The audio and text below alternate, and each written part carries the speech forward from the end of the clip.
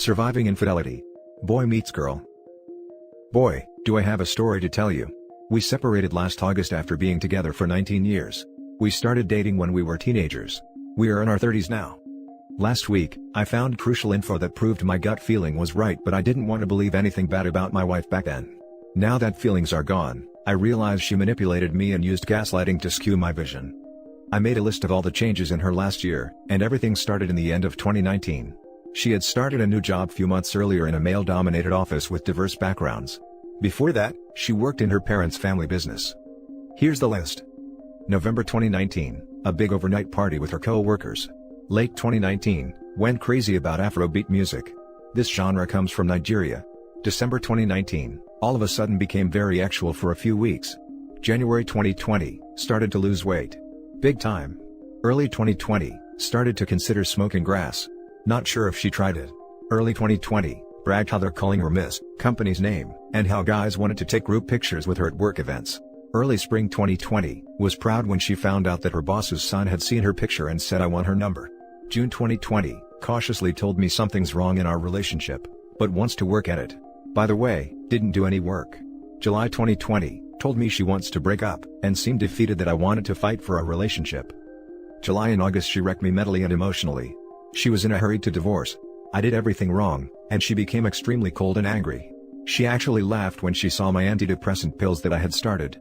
She told me that she hopes I can make her feel something on our anniversary, and day after that, told me I had 1 month to make everything work, otherwise, I should give her the divorce nicely and wanted me to shake hands on that.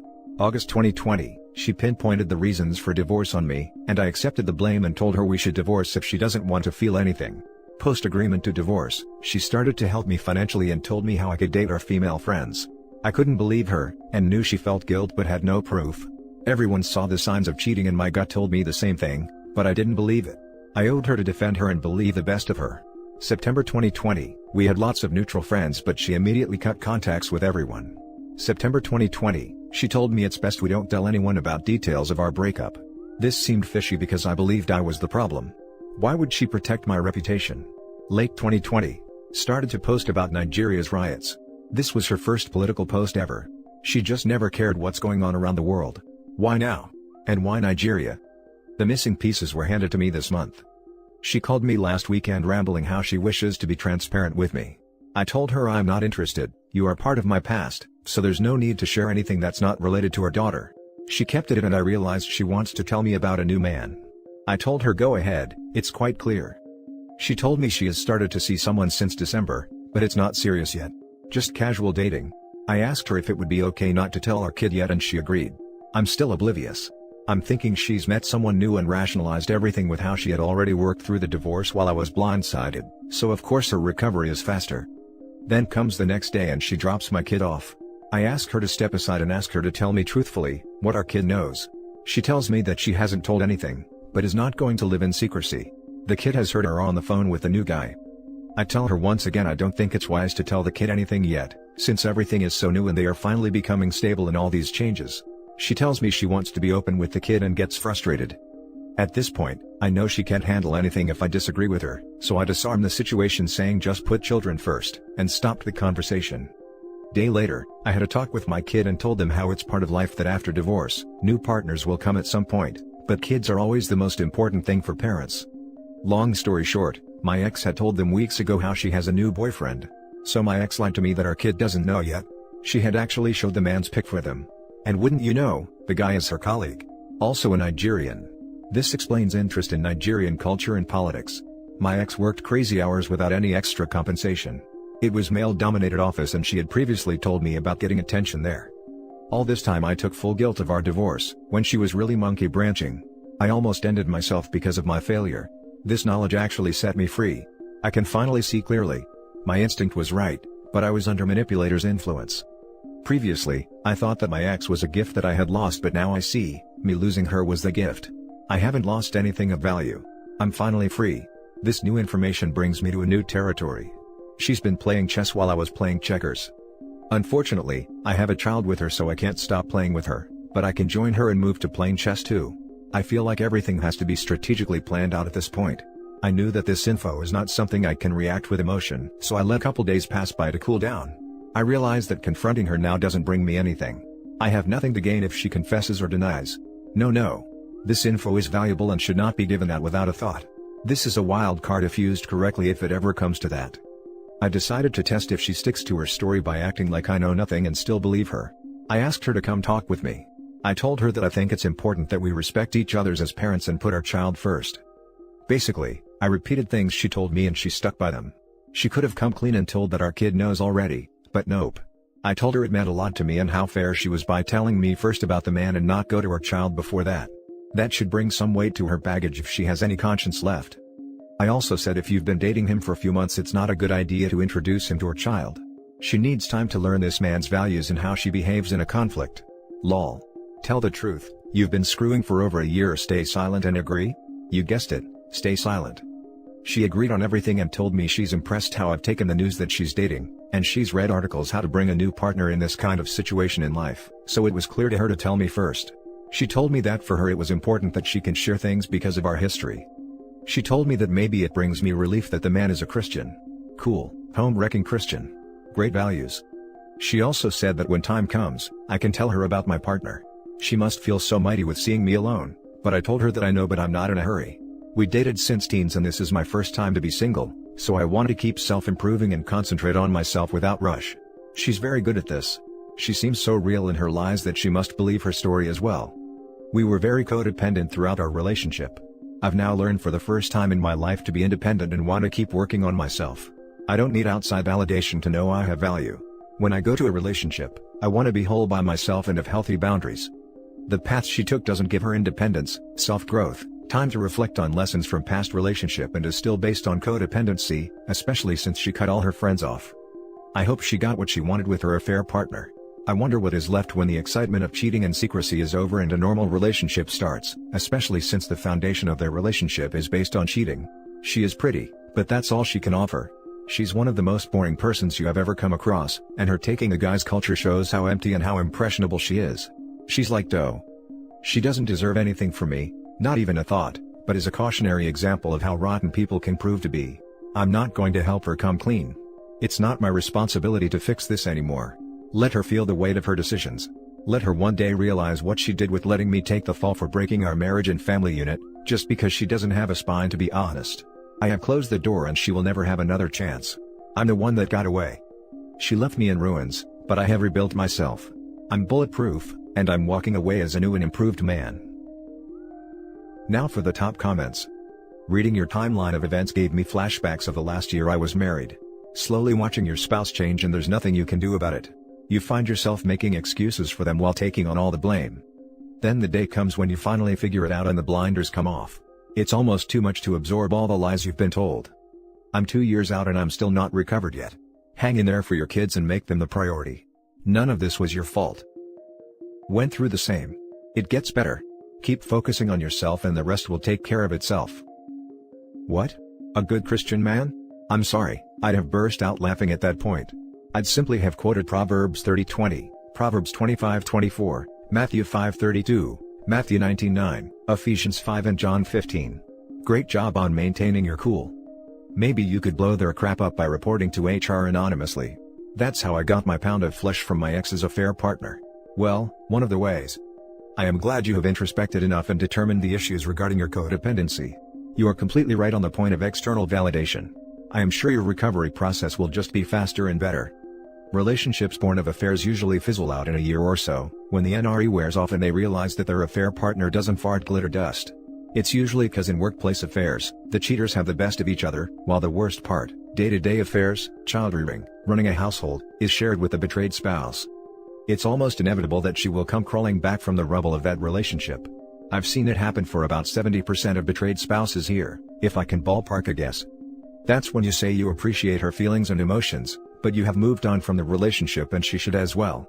Big her up when you talk to her. Say that she was the love of your life, the meaning of it, an angel descended from heaven, etc., etc. But that you can't go back to a relationship with her anymore, since you aren't the same person anymore, and the divorce process has changed you. Pedestalize her to such an extreme level that she believes with all honesty that you have zero clue about the infidelity, are still in love with her, but just won't take her back cause you're scared of the hurt. Make her out to be the most perfect person to have ever walked on planet Earth. Believe me, when she realizes how you, apparently, love her and worship her, in spite of how she traumatized and used you and predated on you for her own desires, she will have a mental breakdown from the guilt and shame. 10 years later, inform her gleefully that you knew all about the affair, and you just wanted her to stew in her guilt all this time. That now the scales have been balanced, and that now she understands 10% of the hurt you have undergone. Stop the games, dude, it's not worth it. Stop talking to her about other stuff, focus on the kid. Focus on self-improvement. The quicker you leave her behind in your mind, the better. There is no good ending to the game you are playing. Live your life. Forget and forgive. Hope you find happiness. You are right, she is still consuming my head, especially since I know the truth now. I want to be indifferent and forget the person. Best revenge is a happy life, and holding a grudge or planning a revenge will keep her in my head.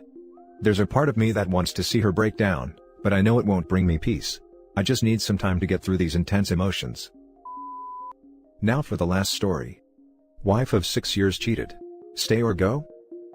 My wife and I have been married for almost 6 years now, and recently she moved states to get a master's degree. Originally, we had planned on me moving down with her, but in the end, we mutually decided the stability of my job plus insurance plus just buying a house outweighed the benefit of moving. We had done the long distance thing while dating and both overcame the obstacles. At the beginning of the year, one of her old roommates moved out and found a new roommate to replace her, a 22-year-old from Spain that was teaching in the same program as my wife. My wife would make comments to me every once in a while about how attractive he is, which wasn't super uncommon for her. One day we were talking, and she randomly asked how I would feel about an open relationship. This was completely out of left field and something I never saw coming, but she had developed a little bit of a crush on this guy, and basically wanted permission to act on it. I said no, because I had no intention of venturing outside of our marriage, because I love my wife completely. She said okay, and that she would respect my wishes, and I thought that was the end of it. About a week later, a few days before I was supposed to go down and visit her for the weekend, she asked if I was really sure about my position, and once again I reiterated that yes, I had no interest in an open marriage. We had a decently big fight after this, and in the end, she said she wouldn't like me to come visit anymore, which devastated me because I thought this would be a chance to work on our relationship. Things were rocky for a bit after that, but she decided to come up for Valentine's Day weekend. She spent all weekend on her phone texting her new roommate, which was already a huge red flag. I caught a glance of her phone a couple times because I'm definitely the jealous type, and was devastated at what I saw. I was seeing messages such as "I love your sexy eyes," and "next time can we try it in a chair?" I sat for a day thinking about it, and finally confronted her about it the next morning. It turns out they'd actually been having intercourse for the last few weeks, and there were a lot more vulgar texts, and there was no plan on telling me without me finding out like that. She also told me that the real reason she didn't want me to come, is because she didn't want things to be awkward with her and the guy as roommates. The conversation eventually devolved into that she hadn't felt noticed by me in the 5 years we've been married, and our intimate life was basically non-existent, but she discovered again with this guy that she is actually a very actual person, and that he gave her the companionship that I hadn't been. It turns out I hadn't been listening to what she had been telling me the whole time. She had told me she felt trapped, how she had dreams of moving around the world, how she wanted to see the world, but I was hearing but never really listening to her, because I didn't want to give up the stability of our current life. I always had the intention of getting to these things eventually, but I wanted to make sure we were financially stable enough to do so. So here I am. I realize that I pushed her to this point. She has instilled is tell me that she loves me and will always love me, and that her thing with this guy is purely lust with no feelings whatsoever. I just don't know what to do. I told her how sorry I was and how much I will work to change and be a better person/husband, and she still does want things to work with me. I just don't know if I'm digging myself deeper by continuing on with her. We've been together 10 years now, with almost 6 being married, which is basically 1/3 of my life, and something about that won't allow me to objectively say I'm done. My mental health this week is not in a good place, because every waking second that we're not talking, my brain immediately goes to are they having intercourse? What is she doing? Things of that nature. I'm going to see a shrink later this week about this because I don't know what else to do. Now for the top advice. To OP. This will be long, and harsh. Apologies in advance. 1. Your marriage, as you thought you knew it, is over. Reread that. Internalize that too. Lawyer up, today. 3. Separate financially. Today. Open a new account where your paycheck goes. Her name is not on the account. 4. Get tested for STDs, today. Moving forward part 1. 5. Eat better, exercise more, drink water. 6. Do not leave your house to think on it, or whatever. In some states, that can be seen as abandoning the spouse/domicile. 7. Go through all computers, social media, folders, apps, everything. Undelete everything. 7a. Make copies. Lawyer will want these copies. 7b. There is SW to undelete anything on the computer. 7c. If you pay her cell phone bill, call the provider for all text and call logs. Lawyer will want this. Moving forward, part 2. 8. Your spouse was already cheating. Asking for an open relationship means she was looking for your permission to do something she was already doing. 9. Your spouse does not respect you, or your marriage. I have my doubts if this was her first time. 10. Reconciliation is a non-starter. Until she shows remorse, true remorse, you're her provider while she messes around. 11. Do not blame yourself. She did not communicate, until after the cheating, that she wanted something. She made the choice to cheat. 12. Marriage counseling is another non-starter. The marriage counselor is interested in keeping you together, not your best interests, and until the wife shows remorse and separates 100% from her affair partner, marriage counselor is a waste of time. Also, marriage counselor helps if you both live together, not in separate states or domiciles. 13. Once your wife realizes you have done 1 and 2, she will suddenly become more attentive. This is a tactic on her part to have you accept her behavior. Your strategy is known as gray rock. 13a. Expect in any conversation any of the following: lies, gaslighting, trickle truth, yelling, screaming, attempts at intimacy, crying, or a combination. 13b. Again, gray rock. Final word of warning: if you take her back, you have condoned her behavior. Remember OP, you deserve to be somebody's first and only choice. And thank your stars you don't have kids with this cheater. I very much appreciate this write-up. It's fantastic. Is her master's in mind effery? She cheated and you apologized. True. She apologized at the time, but I asked if she was sorry it happened, or sorry she got caught, and couldn't really give me a straight answer there. Even though all know what it really is.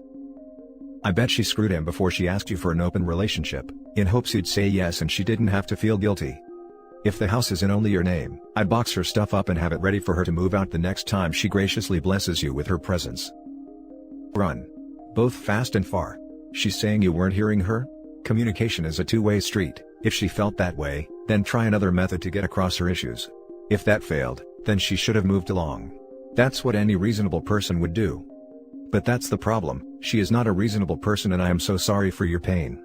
This reasoning is merely an excuse to justify what she's doing, nothing more, nothing less.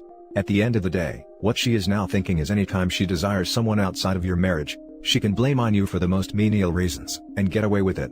She's saying you hurt me by not listening, so that means it's okay for me to hurt you by having an affair, and throwing it in your face. Because she's such a lovely wee petal. That was kinda what I was trying to figure out in all of this as well. If she never viewed me as a suitable husband because of all these things, why did she stick around?